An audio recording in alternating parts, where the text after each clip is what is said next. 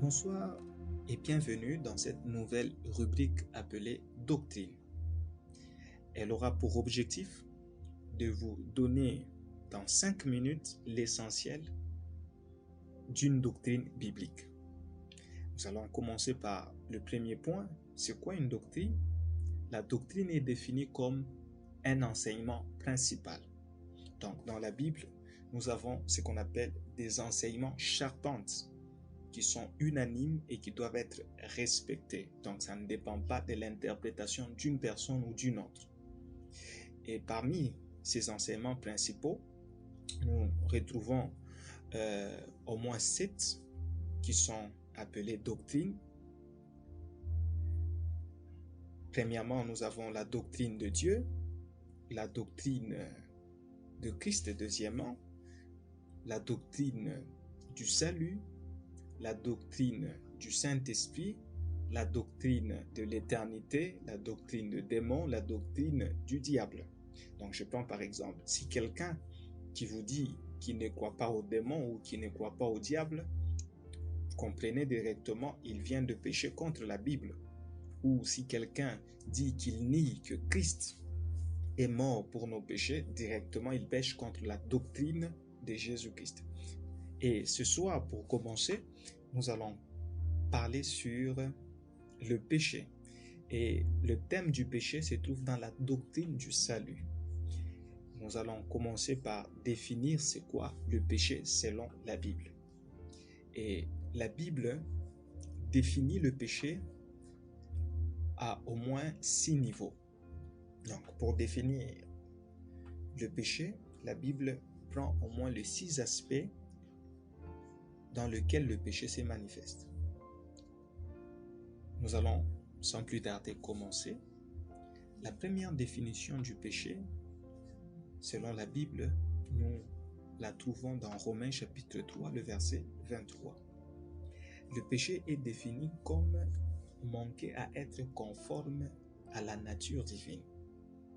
La Bible dit dans Romains 3, 23, « Car tous ont péché, sont privés de la gloire de Dieu. » Le terme « tous ont péché » veut dire, dans son sens étymologique, rater d'être conforme.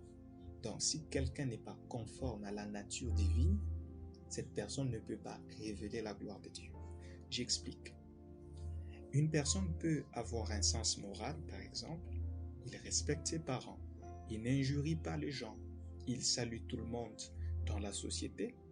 Mais cette personne n'a pas une vie de prière, ne prend pas le temps de méditer, qui sont des aspects liés à la nature divine. Donc la prière, la méditation sont des aspects liés à la nature divine. Cette personne, selon la Bible, est un pécheur. Donc comprenez que le premier aspect du péché, c'est manquer à manifester la nature divine. Deuxièmement, le péché est défini comme manquer à la loi morale. Exode chapitre 20, Romains chapitre 2, 15. C'est que si quelqu'un prie, médite la Bible, mais il manque à ce qu'on appelle la loi morale, respecter ses parents ou ne pas injurier, la Bible le définit comme un pécheur. Donc, vous pouvez méditer et lire la Bible, mais si vous manquez aux obligations morales, vous êtes un pécheur. La troisième définition du péché selon la Bible, le péché est défini par rapport aux actions posées. 1 Jean chapitre 3, le verset 4.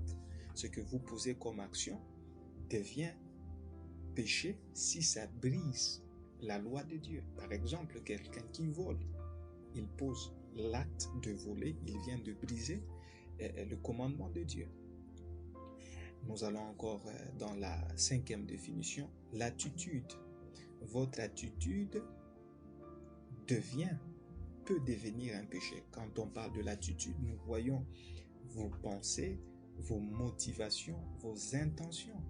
Jérémie chapitre 17, le verset 9. Jésus dit, si quelqu'un convoite une femme, cette personne a déjà péché. Donc, sans poser l'acte, mais dans l'attitude que la personne manifeste, cela veut dire l'intention, la motivation, ça devient un péché. Donc le péché n'est pas tout simplement une action, ça devient aussi une motivation, une intention. Et pour terminer, le péché, c'est aussi la nature. Vous êtes né pécheur. Donc, que vous puissiez naître dans une famille où on prie beaucoup, vous êtes né dans une famille où il y a beaucoup de pasteurs, par votre nature, vous êtes déjà pécheur. Romains chapitre 5, le verset 15, Éphésiens chapitre 2, le verset 1. Que Dieu vous bénisse et nous espérons que vous avez été édifiés par cette rubrique.